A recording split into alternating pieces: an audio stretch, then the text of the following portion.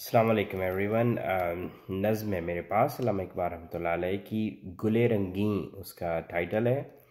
गुले रंगी मतलब खूबसूरत फूल। ये बांग दरा से है और उनकी शुरू की नज़मों में से है।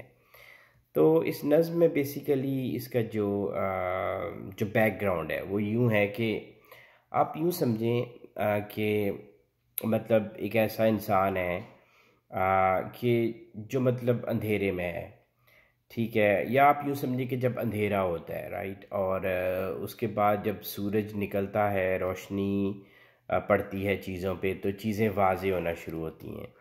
तो आप यूँ समझें कि कोई ऐसा शख्स है जो कि अंधेरे में ही रहा, और फिर यह है कि जब वो पहली दफ़ा रोशनी देखता है, और उसको चीज़ें नज़र आती हैं, कुछ नज़र आती हैं, और अभी रोशनी आ रही है, चीज़ें क्लियर हो रही हैं, तो वो फिर एक एक एक्साइटमेंट है, एक हैरत है, और फिर उसके अलावा एक तलाश है, एक वो उसमें रहता है कि अब क्या है, इसके आगे क्या है, तो एक एक्साइटमेंट है, और क्वेश्चंस भी होते हैं और हैरत भी होती है।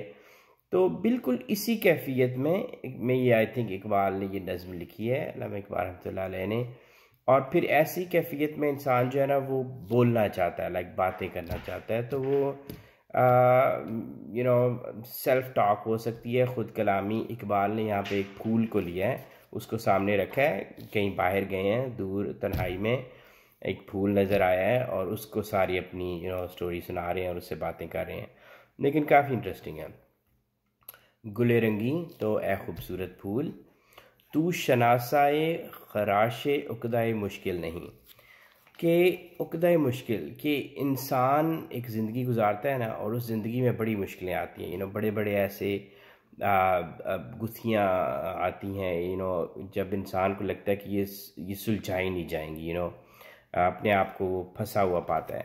लेकिन आहिस्ता आहिस्ता वो खुलना शुरू होती हैं, अगर आप परसिस्टेंट रहें, हिम्मत ना हारें, उम्मीद रखें एक ज़ात पे, अल्लाह की ज़ात पे, तो वो खुलती हैं। तो ये तू शनासा है, तो ये जो होता है ना, जब वो गुत्थियाँ खुलती हैं ना, जब, तो आपको वो कसक भी होती है, कसक, I don't know if it's the right word, कि खराश, कि तू शनासा खराश उकदा मुश्किल नहीं, कि जब वो गुत्थियाँ खुलती हैं ना, तो आपको एक वो फीलिंग आती है, तो तुम उससे अवेयर नहीं हो। वो फूल को कह रहे हैं इकबाल, ए गुले रंगी तेरे पहलू में शायद दिल नहीं। इसकी वजह यह कि तुम, ए खूबसूरत फूल, शायद तुम्हारे अंदर ना वो दिल नहीं है जो चीज़ों को महसूस करे। ज़ेब महफिल है शरीक शोरश महफिल नहीं, चूँकि तुम जो हो ना, वो तुम खूबसूरती के लिए हो, और तुम ज़ाहिरी हो, और तुम किसी जगह खिले हुए हो, और दूसरे तुम्हें देख के लुत्फ़ उठाते हैं या उनको अच्छा लगता है।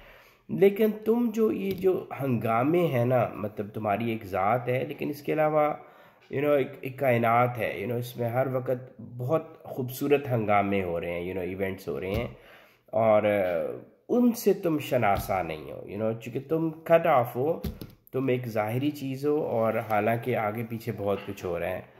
ये फरागत बज़्म हस्ती में मुझे हासिल नहीं। तो बेसिकली तुम जो है ना वो एक एक स्पेक्टेटर भी नहीं हो, ये जस्ट देयर, और बिल्कुल फारे हो बेसिकली, लोग तुम्हें देखते हैं, और दैट्स इट, तुम्हारी कोई वो नहीं है। और इस तरह की फरागत मुझे हासिल नहीं है, चूँकि मेरे अंदर वो दिल है, जो कि महसूस करता है, जो कि ऑब्ज़र्व करता है, जो कि इस हंगामे को, जब आप खुलती हैं ना चीज़ें ज़िंदगी की और कायनात की, तो आपको वो आप उसमें उसको उसमें वो हो जाते हैं, शामिल हो जाते हैं। तो ये वो कह रहे हैं कि मुझे ये फरागत हासिल नहीं। इस चमन में मैं सरापा सोज़ो साज़े आरज़ू, और तेरी ज़िंदगानी बेगुदाज़े आरज़ू। सो मैं जो हूँ ना बेसिकली सरापा सोज़ो साज़े आरज़ू, यानी कि मैं आरज़ू, अगेन, चीज़ों को जानने की, समझने की, उनको ठीक करने की एक एक कोशिश, एक तलब, एक तड़प अंदर रहती है इंसान की। तो मैं वो हूँ, और तेरी ज़िंदगानी बेगुदाज़ आरज़ू, तुम सिर्फ़ एक फूल हो, कोई कोई तुम्हारे अंदर वो नहीं है चीज़ों को समझने की और उसकी। और तोड़ लेना शाख से तुझको मेरा आई नहीं, लेकिन मैं औरों जैसा नहीं हूँ। ओके, मैं ये नहीं करूँगा कि तुम जहाँ पे खिले हुए हो तो मैं तुम्हें तोड़ लूँ और अपने इस्तेमाल में ले आऊँ, अपने आप को नुमाया करने के लिए, अपने उसका लगा लूँ कहीं पे, ताकि मेरी भी लोग मेरी तरफ देखें। यानी कि मैं तुम्हें नुकसान नहीं पहुँचाना चाहता, मेरा मैं उस दूसरों की तरह नहीं हूँ। ये नज़र गैरज निगाह चश्मे सूरत भी नहीं, आह ये दस्ते जो ए गुले रंगी नहीं, किस तरह तुझको समझाऊं, किस तरह तुझको ये समझाऊं कि मैं गुलची नहीं। तो बेसिकली उसको बता ये रहे हैं फूल को कि तुम्हें मुझसे कोई मसला नहीं होना चाहिए, मैं औरों की तरह होते हैं ना लोग कि आपको सिर्फ काम लेना चाहते हैं हर चीज़ से, उनका होता है कि इससे मैं क्या काम ले सकूं। तो तुम खूबसूरत हो, तुम अपनी जगह पे हो, जहाँ पे भी हो तुम रहो, मैं तुम्हें नुकसान नहीं पहुँचाने वाला या तोड़ने वाला नहीं हूँ। काम मुझको दीदाए हिकमत के उलझेड़ों से क्या, दीदाए बुलबुल से मैं करता हूँ नज़ारा तेरा। यानी कि ये जो हिकमत है ना, हिकमत तो भरी पड़ी है, हम हर जहाँ टीवी ऑन करें, फ़ोन्स देखें तो हर कोई हकीम है, हर कोई इंटेलेक्चुअल है, तो भरी पड़ी है हिकमत, इतनी ज़्यादा हिकमत है कि अब तो सर दर्द करता है। तो मुझे इन चीज़ों से कोई नहीं है। हिकमत अगेन वही नफ़ा हासिल करना, सो बेसिकली हर कोई ये है कि किस तरह से मैं हासिल कर लूँ और मुझे नुकसान ना हो बिल्कुल, बाकी जाएं भाड़ में सारे। तो मेरा इन हिकमत के उलझेड़ों से कोई काम नहीं है, यही हमारी पॉलिटिक्स और मीडिया और सब कुछ यही है।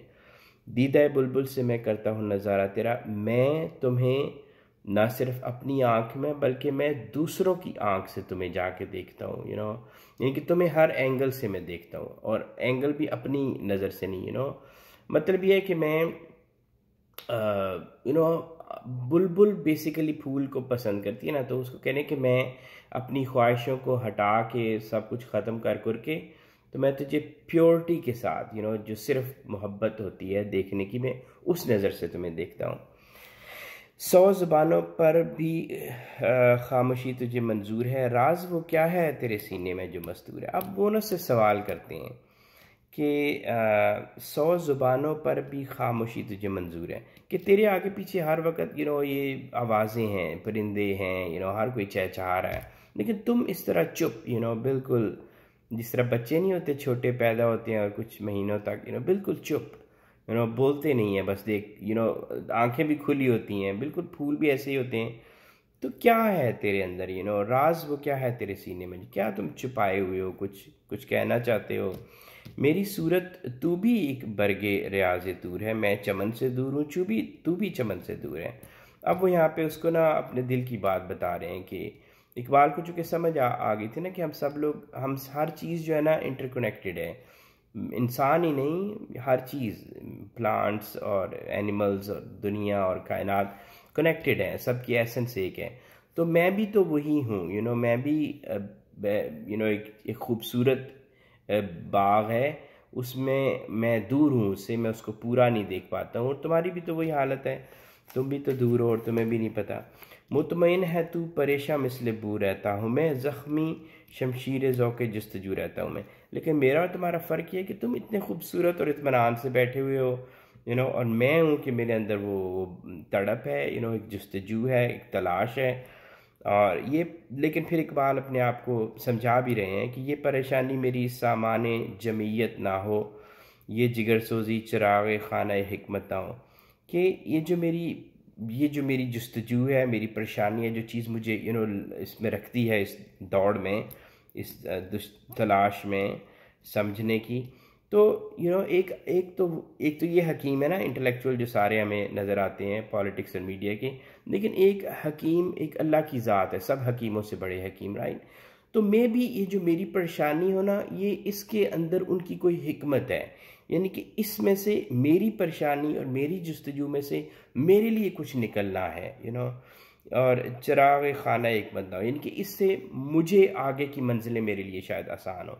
हूँ तो मैं परेशान, मैं जस्तजू में हूँ, मैं तड़प में हूँ, गुदाज है मेरे दिल में, लेकिन और ये एक परेशान करती है इंसान को, लेकिन ये कि वो हकीम जिसने पूरी दुनिया बनाई है तो उसने मुझे ये परेशानी दी है, तो डेफिनेटली इसका कोई कोई आगे कोई मंजिल है इसकी, तो नातवानी ही मेरी सरमाया एक क़ुव्वत ना हो, रश के जाम जब मेरा आईना हैरत ना हो।